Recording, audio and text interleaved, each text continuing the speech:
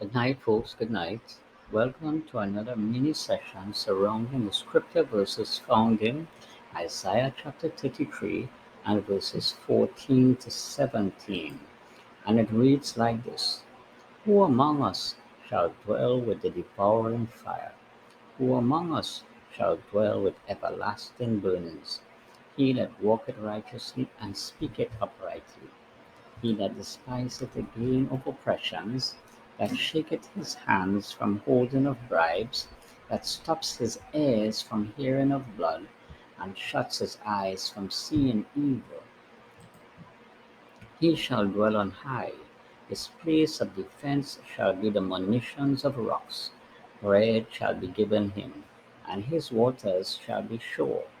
Thine eyes shall see the King in his beauty. They shall behold the land that is very far off.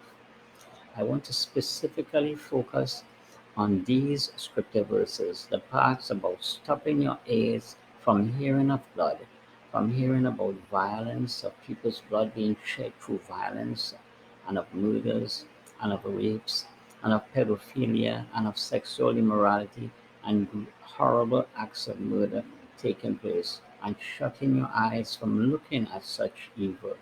The reasons why the scriptures are commanding us to stop listening to, reading about, and seeing acts of violence, rape, sexual immorality, pedophilia, and horrible acts of murder from online and offline sources is because if you do so, you would create an atmosphere for the devils who are responsible for influencing people to commit those forms of atrocities to come around you and around your home.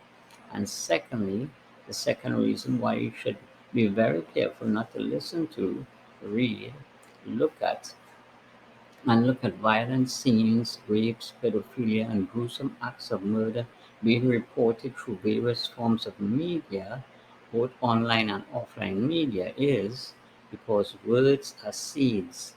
And if you allow those kinds of words to be planted in your soul, what would happen is during times when people offend you, those devils in charge of those forms of evil would influence you to recall all those wrong words and pictures which you have read, listened to, and looked at, and encourage you to do similar acts to those persons who had offended you in one form or another.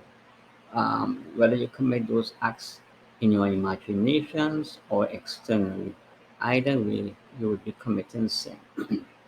So I want to end this short teaching by saying this again. Stop listening to, reading, and looking at gruesome acts of violence, rapes, sexual immorality, pedophilia, and horrible acts of murder being reported through various forms of media, online and offline. And with that, I have come to an end to this short session.